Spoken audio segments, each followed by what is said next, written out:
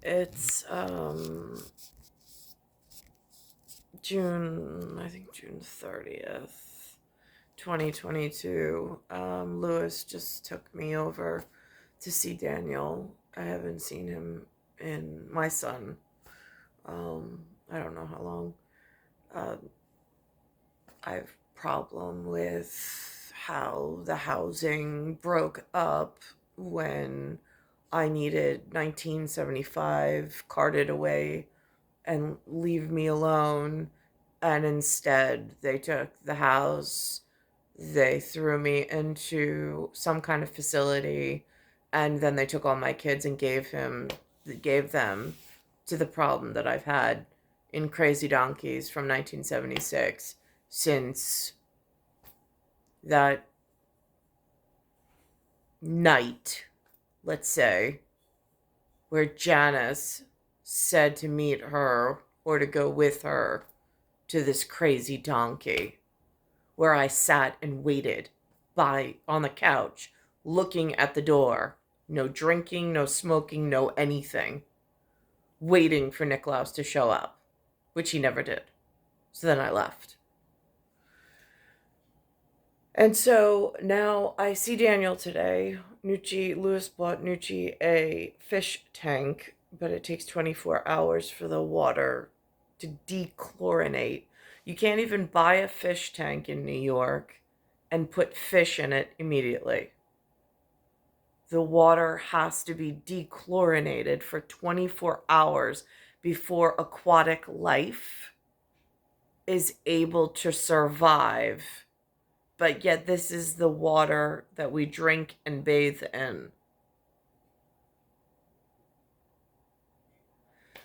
So now I'm listening to the Eyewitness News at 4. It's pieces at 4:30 on Channel 7, the ABC. And she's at Kennedy Airport in Queens, and she's doing a story on Delta pilots. To me, it looks like they're picketing, but she says that they have signs they're holding up that say ready to strike, even though FAA whatever says that they're not allowed to strike. Now, this is interesting. Why can't they strike? Strike like how? Like a bomber plane? Like, are we talking like fighter jets? They're not allowed to fly those? Why not? Why are they all in some luxury unit and not taking care of business with whatever's trying to ship and cart people here that don't belong? I'm just curious. Helping the fight for the people that don't know how to fly or weren't given the opportunity. I mean, it is a team effort at some level, isn't it?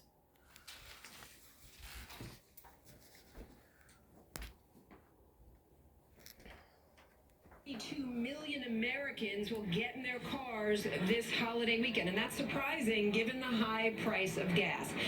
As for these Delta pilots, you may have noticed some of them had signs that said ready to strike. Well, federal law prohibits them from striking, so they won't be striking anytime soon. We're live at JFK Airport. I'm Stacey Sager, Channel 7 Eyewitness News. And Stacey, we've got more from AAA, the agency. So there are pilots in an industry that know how to fly aircraft, but for some reason their hands are tied, they're not allowed to be useful. They're forced into carting around terrorists and causing national security issues. Like to keep their pilot license in gear. I'm just curious, is that how the humans are answering for all of this? Because it gets really confusing. Why are they participating in human trafficking when New York and other major cities are experiencing huge shifts in population from non-migratory approved sections of world population, and there's nobody to ask, and it doesn't look like anybody's answering correctly. But I know when the locals who are being infested, like when you get an infestation of bugs that you don't want or rodents in your home, when you ask that homeowner, they're like, no, is there an exterminator? Is there a way to rid my house? But yet, for some reason in this area, there's no such thing. Why is that? See, Here's them picketing. It's not the sort of PR that Delta Airlines wants heading into a very busy holiday weekend, that's for sure. Delta doesn't want the PR. What, public relations? What, would they prefer to be accused of human trafficking and like putting unsuspecting victims in harm's way by transporting other known terrorist nests worth of people in and out of New York as some taxi service? Is that a better PR? I'm just curious. Hundreds of Delta Airlines pilots picketing today in 7 different cities, including here in New York at I see the pilots. For the most part, they look like part of the US or the US. I mean, there's a couple whatevers, but for the most part, the ratios are correct. Unlike the NFL field of football. NFL field, if those are calling themselves Americans and they're voting, that's a problem. But you want to look in the Delta category of American or Delta Airlines, they sure look like something that used to belong in North America, and I feel still does, but again, these lines have been getting blurred and people's voices being erased. JFK Airport. They want a better contract. They say they're working a record amount of overtime. Passengers just want to know what this will mean to them. These signs warrant a vote of confidence as July 4th weekend approaches in an industry already struggling. So is that a vote of no confidence? I'm just curious. Especially since today there was a Ketanji Brown Jackson that put a bullet hole into the Supreme Court's body of justice. Same day. Struggling to keep up with staffing shortages and weather hiccups. Delta Airlines pilots, those who were off duty today, picketing here at JFK and in 6 other cities. Our contract was negotiated 6 years ago in 2016. It was a 3-year contract, and so we're operating under the work rules and the pay rates that were decided in 2016. That's part of a time traveler's league. They travel through time and space on a winged craft. That's their profession. It might not be spoken of in this useless, watered down American front, or one might try to make somebody else look crazy because their agendas don't align.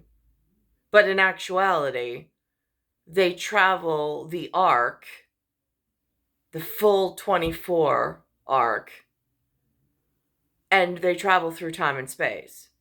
And at times, I don't know, but if you land in one place until you get used to it and get acclimated, you could appear disoriented in time and space and have to think, where am I? What system is this? Again, I don't know, because I don't have any pilots to reference. And all through the pandemic, working more overtime, they say, in the first 6 months of this year than they did in 2018 and 2019 combined. And while they insist this won't affect passenger safety, it will affect passenger hassles. Because if fewer well-rested pilots are available, There will be more delays and cancellations, and today was no exception inside the Delta terminal. Checked in yesterday, we had our boarding passes. Get to the airport today. We get to the airport today, it's canceled. I'm waiting to see what happened because they tell me nothing about that. They told you nothing? Nothing. The airline did send additional corporate staff to help passengers, and the CEO issuing a personal apology to customers in an I have no idea who Delta's CEO is. I have no idea what they look like. I have no idea where in the world they live. But they're flying into and out of Kennedy Airport, along with several other in the territory known as the United States of America. So it is frightening just how disconnected CEO level is, their management level, and then what actually goes on at passengers that could be potential customers, and then those that have been ousted and can't even afford to fly anymore at a passenger class. Not even first class, we're talking passenger class. That's how disrupted and debilitated the ground is at the moment in New York. This is the first time I've heard of the FBI 10 most wanted fugitives on Eyewitness News in however long I've been recording the program and tracking their progress.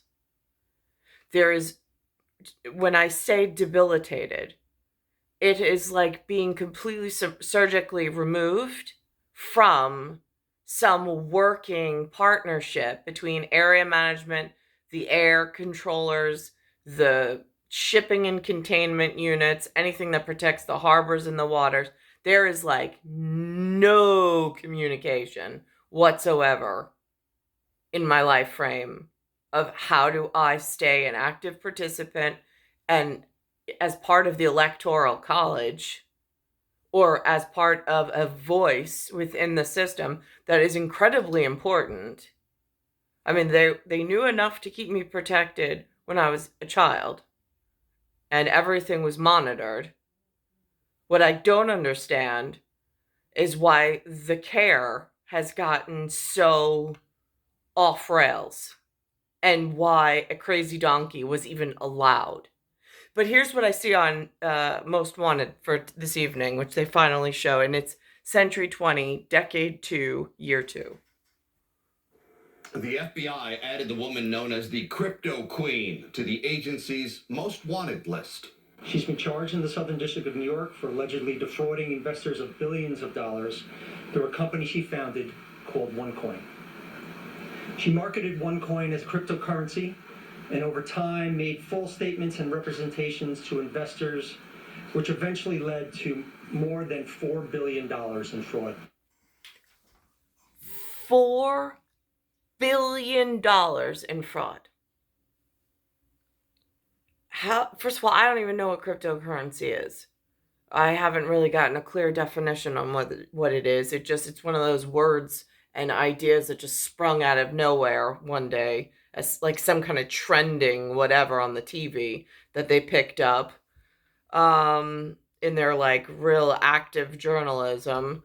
But it's been going on. $4 billion of seizures that could then go to fund cleanup, protection the correct way in the local area. I mean, I know New York's affected.